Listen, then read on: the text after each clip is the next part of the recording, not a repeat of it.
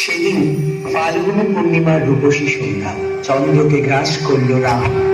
পূর্ণিমার সন্ধ্যা ফিকে হয়ে গেল অমাবস্যার মতো কালো অন্ধকারে। হাজার হাজার লোকের ভিড়, তারা সকলেই ছুটছেন গঙ্গার দিকে। চন্দ্রগ্রহণের পর গঙ্গা স্নান করলে মহাপুণ্য মেলে। এই সময় চারিদিকে বেজে উঠল শত শত শঙ্খধ্বনি। হঠাৎ একদিক থেকে যেন ফুটে উঠল পূর্ণচন্দ্রের সোনার জ্যোতি।